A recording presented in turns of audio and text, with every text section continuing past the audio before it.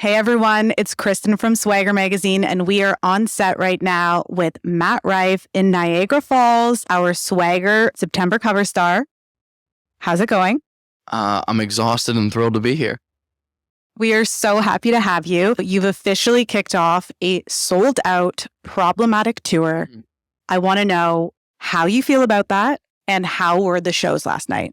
I mean, it's been an absolute dream come true. I mean, literally 12 months ago, this time last year, we couldn't sell like 70 tickets in a massive city where it's heavily populated. So now to be able to do an international tour, especially coming over here to the Canadian side of Niagara Falls and selling out 5,000 seat theaters, it's just, I mean, literally a dream come true. I'm just trying to enjoy it. Is this your first time in Ontario? I know you've been to Vancouver before. Are we on Ontario? I thought it was Niagara Falls. Is it the same place? Is that a real thing? All right, on my rider from here on out has to include a globe, apparently. It's beautiful so far. It's cute. I'm on my way to Omaha after this interview, so I'm soaking in all the beauty while I can. I love it. Now, let's wind it back. You weren't an overnight success. You have paid your dues in clubs since you were 15, getting your 5-minute slots. The journey, looking back, can you tell us a little bit about how it feels to be where you are and how you got to where you are? I mean, just years and years and years and years and years and years and years and years of just hoping something's going to pay off. I mean, you do so many terrible gigs that they're not fun at the time. And in that moment, you don't think anything positive is coming from. You don't understand that it is a learning experience. And I think timing is a very important part of success and that you have to be prepared for it. Like if this is like where I'm at right now, obviously it would have been a dream to be here 4 years ago, 8 years into comedy, right? You think you're ready for it. You think you deserve it then. But now looking back, I wouldn't have been. I'm probably barely ready for it now. It's wildly overwhelming in the most exciting way. But I think you have to look back and just, it's so cliche to say, everybody says enjoy the ride, right? Enjoy the journey. But during the journey, you don't know that the destination is going to be so grand. So it's hard to be so grateful for where you're at. But I think sometimes now, like when we're on the road going from like sold out theater to sold out theater, 2 shows every single night of the week, sometimes I do miss just going to a comedy club and like hoping I can get up to try 10 new minutes of material in front of 20 people who have no idea who I am. I do miss a little bit of that process from time to time, but at the same time, I'm incredibly grateful for where I'm at right now, and I just hope I can maintain it.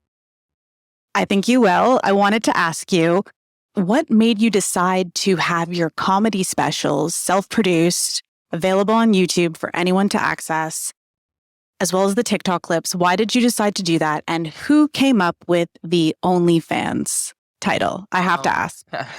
Well, it was kind of by default, seeing as though for the past, well, at the time it would have been 10 years in when I did my first special, just nobody wanted to put me on television at all. Comedy Central wouldn't give me the time of the day. They still don't really. Netflix wasn't interested. HBO, Amazon, anybody who does comedy just didn't want to work with me. And at the time, I was feeling so down on myself. I was sitting on an hour's worth of material that I was very proud of and kind of tired of doing, but I didn't want to just scrap it and stop doing it. So I remember I was sitting on my friend's couch one day, just feeling sorry for myself, complaining about how nobody would give me an opportunity. My friend was like, dude, why don't you just do it by yourself? I was like, I don't have the money. He was like, well, see if your fans will put it up. Like, do like a GoFundMe. And we did. So, I mean, it was completely crowdfunded by the fans. I was making it for the fans to see because I wanted to deliver them some kind of product that they would be excited about and something they could watch at home. And that's actually why I came up with the name OnlyFans, because it was by the fans, for the fans. And I also realized how good of a marketing strategy that would be, because I know how often people Google Matt Rife OnlyFans to see if I have nudes out there. So I knew every time somebody Googled Matt Rife OnlyFans, it would take them to the special. So kind of a mix between those. And no, I heard no nudes yet. Not yet. Well, okay for now. You were on MTV's Wild 'N Out. What is the biggest learning lesson that you learned from being on that show? I think the confidence, because like it's a competitive workspace. It's kind of like an athletic roster in a sense. Like if you think about a basketball team, you have 5 starters and 10 players usually. Same with each episode. Like there's usually maybe 12 castmates per episode, but there's like 25 cast members. So you are competing for a spot on every single episode. So I think being thrown into that environment where it was kind of sink or swim, like you had to rise to the occasion. And at the time I was also like a meek 17-year-old kid. Like I didn't really, my posture was all low. Like I didn't know how to like stand up for myself or how to project my words. And the guys on that show, the producers and the performers, all just kind of taught me to be more confident and work harder at my craft and earn my respect. I love that. You're also an actor. You've done a few projects. I'm sure you have a few upcoming. Is there a dream role that you have, or a character that if you could play, like Batman, let's say? I always wanted to do like a Batman Beyond, like a young, edgy Batman. But I mean, I'll probably age out of that by the time somebody gets around to making. If I could play any character of all time, I would play like a Deadpool. It's the most fun character I've ever seen in a movie. I mean, Ryan Reynolds is I'm one of my favorite actors of all time, and probably my favorite overall entertainer of all time. And just the way he brings his independent charisma and humor to every role he does, it's the perfect mix of comedy, action, and heartfelt. That would be so much fun to do. I could see that for you. That would be amazing. Let's hope they reboot Deadpool in fucking 20 years. Is there a comedian that you look up to and you think, I would love to have their career in 10 years? And who is your favorite comedian? My absolute favorite comedian is Dave Chappelle. Now, if I had to choose a comedian who in 20 years I had their exact career, I would go with Ricky Gervais, because he's probably my second favorite comedian of all time, right behind Chappelle. But he has a lot more experience in the acting and producing world. Like, I mean, the original Office was his show. I mean, he's an absolute genius. And if you haven't seen Afterlife on Netflix, go check it out. It's the most perfect show I've ever seen in my entire life. That's probably the last show I sat down and watched, actually. It's been a while, but it's a beautiful, beautiful show. So somebody who kind of has their foot in everything a little bit and just does it masterfully every time. That's definitely what I want to strive for. Do you have a pre-show ritual, and do you ever get nervous before you go out on stage? No, I'll get a little nervous before like a TV taping or a special taping, because those are, I guess, they're important. You only get so many takes. But as far as a regular show, no. I mean, my routine is basically I'll play some music in the green room, hang out with my friends and openers, and we just kind of shoot the shit a little bit. Because I mean, it gets those creative juices flowing a little bit. Some comedians are like, no, I need everybody out of the room. I need silence to go over my notes. But that feels a little stiff and robotic. Like, I just want to have fun. So that way, when I go on the stage, I'm already in that mindset of just enjoying it. You're on a year-long tour, right?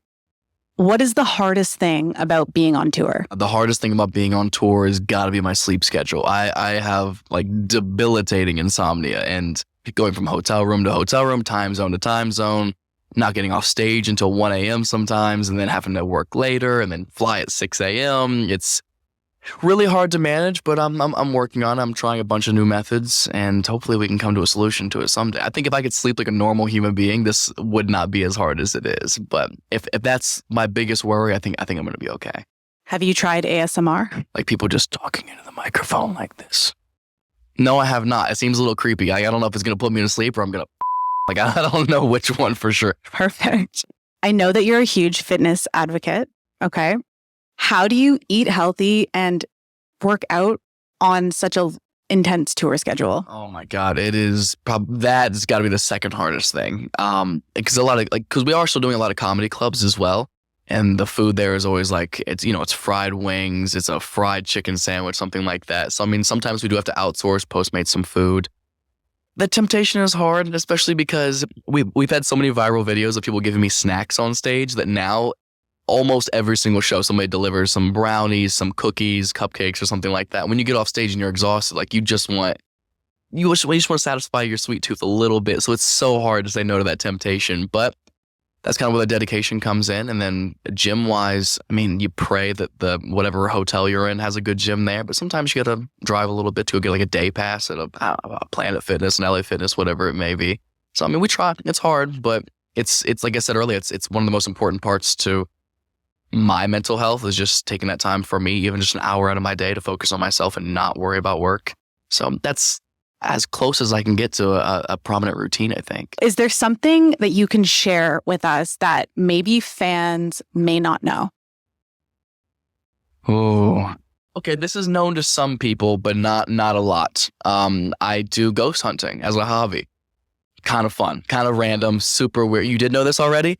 Only people who do the research really do. It's not something I like wildly promote or anything. And if you catch my new hour, I talk about in the top 20 minutes of how I am actually afraid of ghosts and monsters, but I'm also so fascinated. So going to these places that are like full of so much historical value and great stories, you go there and it's kind of like working out where like you are so present. Like when you're locked in like in a sane asylum by yourself and there's nobody within 100 yards of you at 3:00 in the morning, you're not thinking about your shows the next day. You're not thinking about friend or family problems. You're so present and terrified and interested in that moment.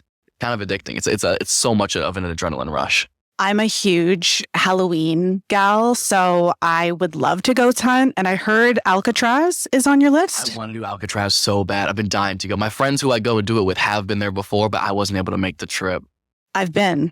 Really? Is it amazing? It's you have to go. Do you want a ghost tour or wait? It was just a regular tour, but even on a regular tour, you feel Creepy. yes. We just did the Conjuring house in Connecticut, I believe it is. Like the original one that the movie's based off of. It was incredible. Some of the coolest stuff we've ever captured. That video is coming out soon. I love that plug. Now, the last question that I have for you is if you could go back, this is my favorite question to ask people. If you could go back and talk to 15-year-old Matt, who is playing, the comedy clubs, getting his 5 minutes, what would you tell him? Do it more. Get on stage more, right? More, and just relax. Because I wanted to give up probably 3 times a year, every single year I've been doing comedy. For 10 years, I probably wanted to give up 30 times. And I mean, literally this time last year, I was considering moving out of LA, moving back to Ohio and just picking up a normal job because I was like, I'm still young enough to start over. I could still join a whole new career and be successful in it. And there was no sign pointing that I was going to have success in this other than what I've already done. And I just wasn't confident in it at all. So I would just say relax and enjoy the process. Have fun doing the crappy shows. And now you've sold out more than 100 shows across the world. It's pretty amazing. I'm very thankful. Yeah. Well, we're so happy to have you. Thank you so much for being here. Can you tell everyone where we can find you online, socials, etc.? Yeah. Everything social media is just my name, just Matt Rife, MATTRIFE. You can find it one way or another. Our September cover star.